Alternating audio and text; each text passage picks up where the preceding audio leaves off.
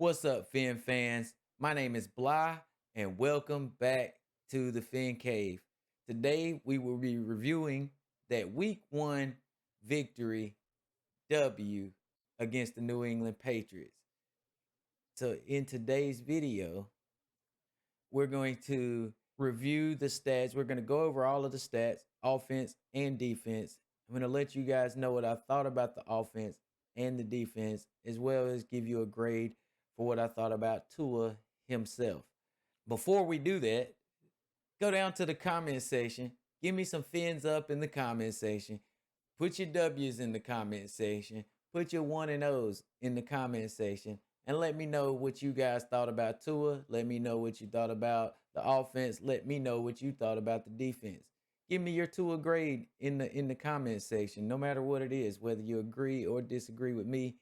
And also, while you're down there, make sure that you subscribe to the channel if you're new and hit the like button, guys. That really helps get the video out there to everybody, all the Phin fans out there. So with that said, we're going to jump right into this. We're going to jump right in and get these offensive stats up. All right, so Tua, 23 for 33, 270 yards, and 1 touchdown. Chase Edmonds, here, let's go to the rushing stats. Chase Edmonds, 12 carries for 25 yards. Raheem Mostert, 5 carries for 16 yards. Chase Edmonds averaged about 2.1. Raheem Mostert averaged about 3.2. We had a few runs from the wide receivers. Cedric Wilson, Jalen Waddle, and Tyreek Hill all had 1 rush today. Cedric Wilson and Jalen Waddle got 8 yards. Tyreek Hill got 6 yards on his. Receiving, Tyreek Hill, first game as a Miami Dolphin, 8 receptions, 94 yards on 12 targets. Jalen Waddle, 4 receptions, 69 yards, 1 touchdown on 5 targets. Chase Edmonds doing big things out of the backfield really today. 4 receptions for 40 yards on 4 targets. Cedric Wilson, 2 receptions, 20 yards on 2 targets. Raheem Mostert, 1 reception for 16 yards on 1 target. Durham Smythe, 1 reception, 14 yards on 2 targets. Trent Sherfield, 1 reception, 8 yards on 2 targets. Alec Ingold, 1 reception, 8 yards on 2 targets. That second target, that it was the first target of the game of his, that little bit deeper throw. Man, if he could have got that, I think that would have been a large play. It would have made a big difference in his stat line right there. And Mike G, man, 1 reception for 1 yard on 1 target. I'm not going to kill Mike G too bad for that, because he only got 1 target, and it really, guys were on him by the time he got the catch anyway. So other than that, I think Tua missed him on a pass where he was open. He didn't miss the pass. He just didn't see him. He was open. Or he didn't throw it. It looked like he saw him. But anyway, we'll get into that in a minute. We had 2 fumbles on the day. Neither one was recovered by the defense. That first one was Tua on that hit in the backfield. Lost the ball. Luckily, an offensive lineman, I believe it was Connor Williams, came up with that. And Tyreek Hill had a fumble. That was on the sideline. It got knocked out right at the end. I don't really put too much into that. Now, let me give you my offensive thoughts here. The passing game, I think, could have looked better. Tua did miss some open guys out there. And let me give you my Tua grade. Tua grade is C+. I think he was average. I don't think he did anything very special. But at the same time, it was his first game in a new offense. Not excuses, just context. First full game in a new offense. And he performed pretty decent. He did miss a bunch of throws, or not a bunch of throws. He just didn't throw to a bunch of guys that were open. So there is room for improvement. But think about that. If we win a game where we got a lot of room for improvement, if we can improve, we should easily be able to win more games and win them bigger than that. But time will tell. We'll see. Rushing, we have got to do better at running the ball. We didn't do good at all running the ball. Um, Looks like it was about a 2.5 3 yard average at best. And we got to do much better, especially under a Mike McDaniel team when Mike McDaniel's supposed to be a rush game guru. But we'll see. It's week one. New England was loading the box. They were keened in on the run game. They were making sure they stopped the run. So we'll see. We'll see. Hopefully it gets better come next week. With Tua, he's got to get better, be more consistent about reading all three levels of the defense and making sure that he hits those guys on those opportunities. If he hits two of those opportunities that we see on film that he missed, then we're at least at 27-7, and the game looks better and the narrative is different. Tua's got to be the guy to change that narrative, though. But it's one game. I think that he can prove, and we'll see. We'll have to wait and see on that one. And with that said, let's jump over to the defense. Defensive stats. In this defensive stats, to give you defensive stats, I'm pretty much going to have to give you the Patriots offensive stats and then kind of give you a little bit more there on the defensive side where as far as where we got our turnovers and everything. Anyway, for the defense, they held Mac Jones to 21 out of 30 for 213 yards, one touchdown, and one interception.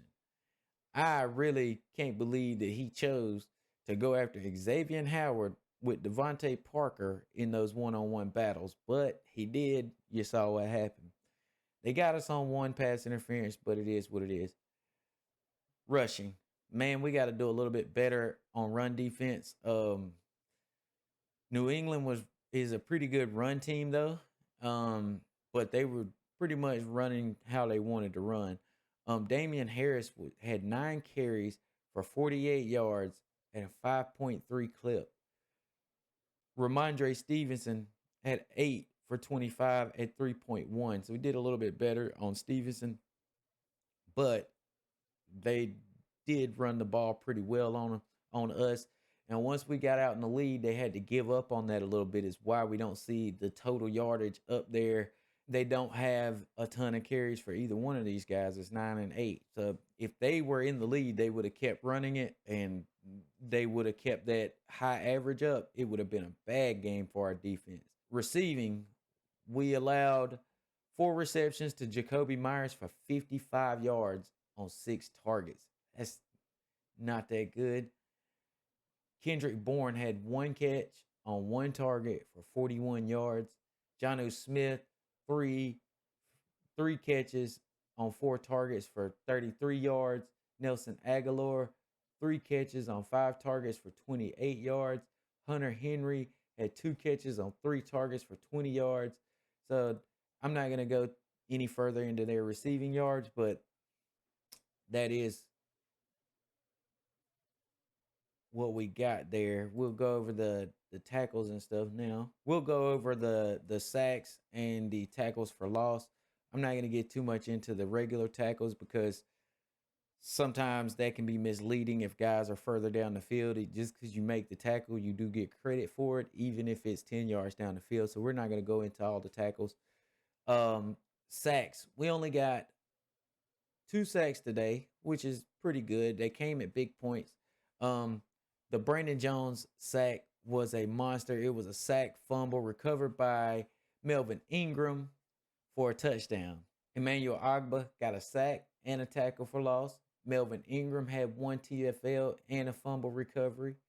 Javon Holland came up with the interception on the Xavier Howard pass deflection.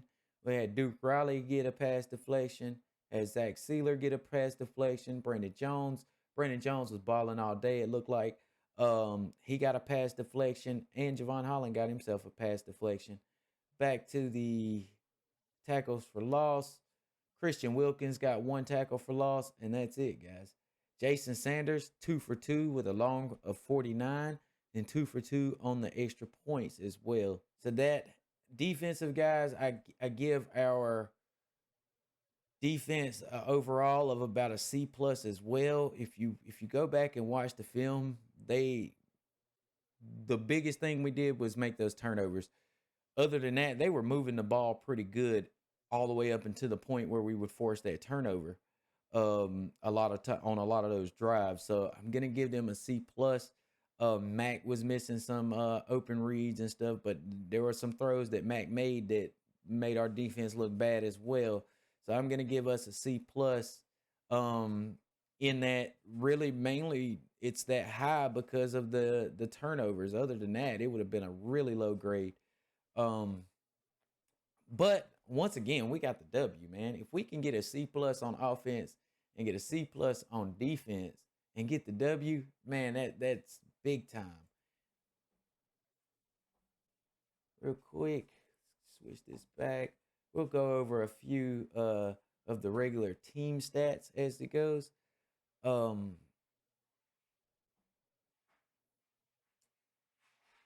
Third down efficiency, we've got to do better on third down. We only have 42%, and we've got to do better. We didn't see a lot of 3 and outs yesterday, but as they get further down the field, you got to keep converting those, which also leads me back to the Tua thing. You don't necessarily need to be in that many third downs if you hit some of those bigger plays. And also, this 42% won't matter if you hit some of those bigger plays. You won't need the third down conversion. Some of those plays came on second down or first down, where if you hit that, it's a touchdown or a big gain. Now you're on the other side of the field. So it's kind of a balancing act there. But if we're gonna play the methodical drive it down the field style, we have to do better in the third down efficiency. Okay, if we are gonna hit those big plays, we still need to do a little bit better, but we don't have to be as efficient on that. Time of possession is really where we won the game. We won that stat by 5 minutes. We had 32 and a half minutes time of possession. New England had 27 and a half minutes time of possession. Penalties, it doesn't show me the yardage here, but New England had 3, Miami had 4, so pretty even on that one. Really, where we won the game was the turnover battle. We won the turnover battle 3-0, and that gives us the W. So, once again, guys, my name is Bly. Make sure you go down to the comment section. Let me know what you thought about this game and what you thought about Tua's play, the running game, the defensive play. And also, if you're new to the channel, make sure that you subscribe and hit that notification bell so you don't miss a video anytime I drop one. And also make sure you hit the like button. It helps to spread the video out. It works the algorithm, so to speak. So if you are a Dolphins fan and you like this video, make sure you hit the like button. All right, guys. So with that said, we will be coming back with a preview video. If we don't get any news before then, we'll do a preview video probably Friday or Saturday for the Baltimore game. Look forward to seeing you guys then. Fins up, baby.